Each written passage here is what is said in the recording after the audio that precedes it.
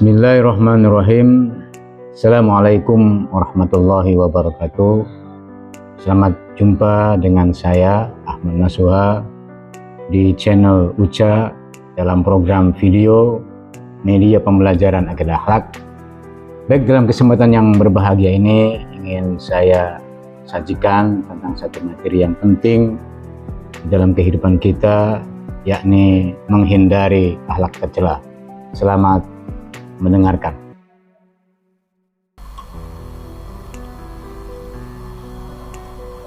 Baik, kita mulai saja menjelaskan tentang menghindari akhlak tercela. Ada dua sub bahasan yang akan saya jelaskan pada kesempatan ini, yaitu hubud dunya dan hasad. Apa itu hubud dunya? Hub dan dunia ini adalah istilah bahasa Arab. Dalam bahasa modernnya dikenal dengan materialistik, artinya cinta dunia yang berlebihan. Hubud dunia ini adalah dipandang sebagai sumber kehancuran umat, sebagai penyakit yang sangat berbahaya. Karena apa? Karena dapat melemahkan dan mengurangi keimanan seorang. Hubud dunia di sini adalah mencintai dunia dengan melupakan kehidupan akhirat. Dan maksud dunia di sini adalah segala sesuatu yang kurang bermanfaat di akhirat.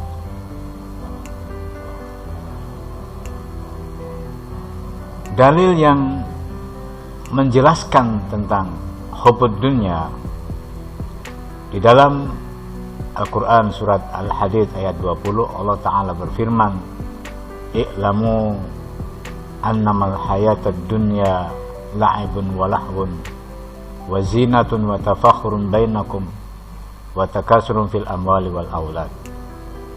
Ketahuilah bahwa sesungguhnya kehidupan dunia ini hanyalah permainan dan suatu yang melalaikan, perhiasan dan bermegah-megah antara kamu, serta berbangga-banggaan tentang banyaknya harta dan anak. Hubud dunia tentu ada hal yang menjadi penyebab kenapa orang terjerumus dalam hubud dunia, dalam cinta dunia. Tentu ada sebabnya.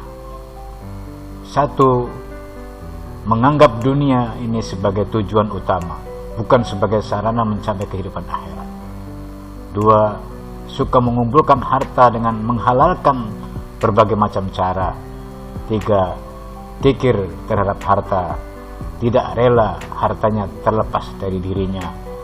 Empat, bersikap serakah dan rakus serta tamak, selalu ingin mengumpulkan harta walaupun sudah memiliki begitu banyak. Dan yang kelima adalah tidak mau mensyukuri nikmat Allah Subhanahu wa Ta'ala. Itu di antara penyebab daripada hubud dunia. Hubud dunia sebagai akhlak yang tercela tentu pasti ada dampak negatif. Apa dampak negatif daripada hubud dunia? Yang pertama adalah cinta dunia akan membuat mereka lupa kepada Allah. Dua, mereka yang begitu mencintai dunia akan mudah tergoyah imannya. Tiga, hubud dunia sebagai sumber penyakit. Cinta dunia sering mengakibatkan seorang cinta terhadap hartanya, dan di dalam harta terdapat banyak penyakit, antara lain adalah tamak, rakus, pamer, dengki, dan lain-lain. Yang keempat, daripada dampak negatif hubud dunia adalah menghalalkan segala cara demi memperoleh kesenangan dunianya. Dan yang terakhir, membuat seorang tidak melakukan sesuatu yang bermanfaat baginya di akhirat. Maka kita harus bisa untuk menyembuhkan atau menghindari agar kita tidak terjerumus dalam penyakit hubud dunia ini. Caranya yang pertama adalah mengingat bahwa kehidupan dunia itu hanyalah sementara. Islam tidak memerintahkan umatnya meninggalkan dunia, tetapi diperintahkan untuk menaklukkan dunia dalam genggamannya, bukan dalam hatinya. Yang kedua, memperbanyak mengingat kematian. Dan yang ketiga adalah bersikap qanaah, artinya merasa cukup terhadap yang dimiliki, serta menjauhkan diri dari sifat tidak puas terhadap harta. Dan yang terakhir, mengingat bahwa apa yang kita lakukan di dunia ini akan dimintai pertanggungjawaban di akhirat kelak. Selanjutnya, sebagai akhlak tercela yang harus kita jauhi, kita hindari adalah hasad. Apa itu hasad? Hasad adalah penyakit hati ketika seseorang merasa tidak senang jika orang lain menerima karunia dari Allah. Hasad secara bahasa berarti dengki atau benci. Menurut istilah, hasad adalah membenci nikmat Allah Subhanahu wa taala yang dianugerahkan kepada orang lain, serta menginginkan agar nikmat tersebut segera hilang atau terhapus dari orang lain.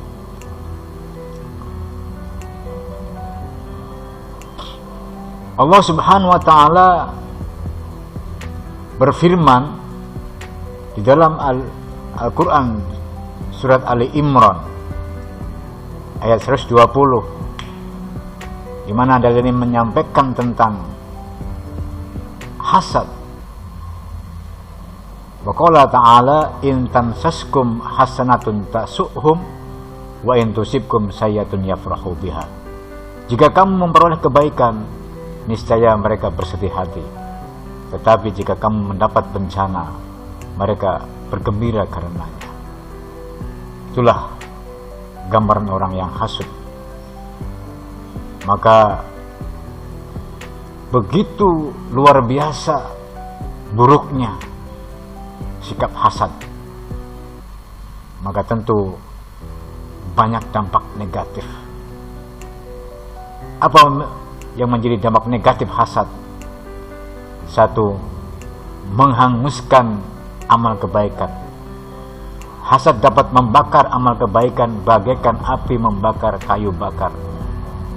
Rasulullah SAW bersabda, "Iyyakum wal hasada, fa innal hasada ya'kulul hasanat kama ta'kulun narul hataba." Jauhilah olehmu sifat dengki, karena sesungguhnya sifat dengki itu memakan kebaikan seperti api memakan kayu bakar. Hadis riwayat Ahmad. Dampak negatif yang lainnya adalah merasa senang jika orang lain tertimpa musibah. Yang ketiga, memutus tali silaturahim.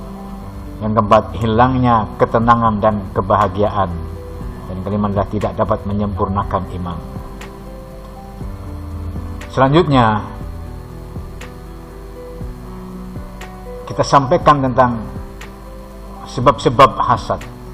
Kita harus tahu kenapa orang terjerumus dalam akhlak yang tercela, itu hasad. Di sini ada dua sebab utama yang membuat seseorang itu berlaku hasad. Yang pertama adalah adanya rasa permusuhan dan kebencian kepada seseorang. Yang kedua, adanya sifat takabur atau sombong, yakni merasa diri sendiri yang paling baik, paling benar, atau paling hebat. Dari sifat dan sikap seperti ini, seseorang tidak suka terhadap keberhasilan dan kemajuan yang dicapai orang lain. Maka tentunya kita harus bisa sekuat mungkin untuk menghindari perilaku hasad ini. Dengan cara seperti apa?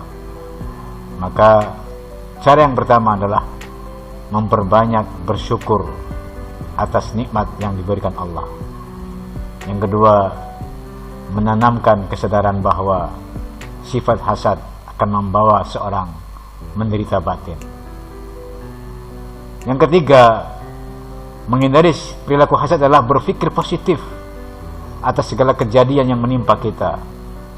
Yang keempat, menumbuhkan kesadaran bahwa akibat dari sifat dengki ini adalah permusuhan yang akan membawa kepada petaka Yang kelima, memelihara sikap rendah hati, tawadhu, tidak sombong atau membanggakan diri, dan meyakini bahwa semua yang kita miliki adalah titipan dari Allah Subhanahu wa ta'ala, sehingga kita tidak perlu merasa tersaingi apabila orang lain mendapatkan suatu kenikmatan dari Allah. Yang keenam, saling mengingatkan dan saling menasihati, tawasi bil haq wa tawasi bis sabr. Yang ketujuh, bersikap realistis melihat kenyataan. Yang kedelapan, mempunyai pendirian dan tidak mudah terprovokasi. Dan yang terakhir adalah senantiasa ingat pada Allah Subhanahu wa ta'ala dan meminta perlindungan kepadanya agar terhindar dari sifat hasad. Itu yang bisa saya sampaikan, mudah-mudahan bermanfaat. Terima kasih.